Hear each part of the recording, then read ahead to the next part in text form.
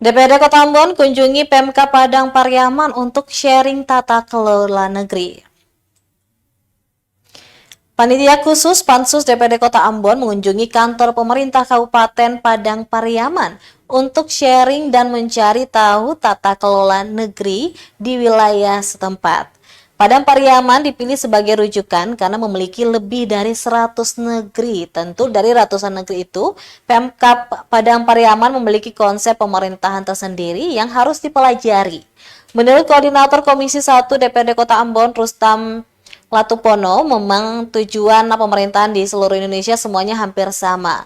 Namun kearifan lokal pada masing-masing daerah itu berbeda-beda. Sehingga melalui diskusi lanjutnya akan ada hal-hal positif yang bisa dibawa ke Kota Ambon. Latupono menambahkan dari sharing kali ini sehingga akan dijadikan sebagai acuan untuk merevisi 3 peraturan daerah di Kota Ambon.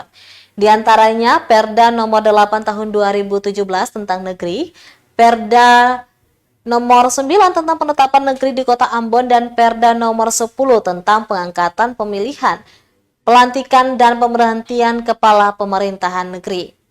Turut hadir dalam kegiatan itu Asisten 1 Pemkab Padang Pariaman, Rudi Rahman dan jajarannya.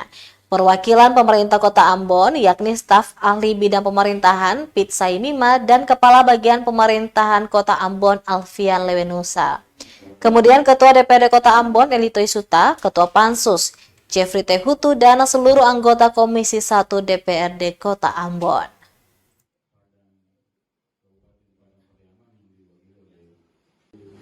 Sangat luar biasa yang kita bawa pulang untuk kepentingan negara ini.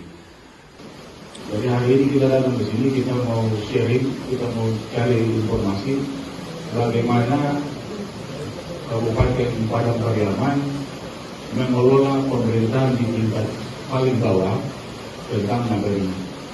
Jadi nanti kita berdiskusi, ada hal positif apa yang bisa kita bawa ke Kota Ambon agar pelaksanaan pemerintahan di tingkat negeri dia bisa lebih baik dan ujungnya untuk kesejahteraan masyarakat di negeri di Kota Ambon.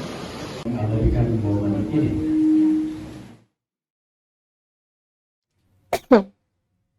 Terima kasih sudah nonton. Jangan lupa like, subscribe, dan share ya.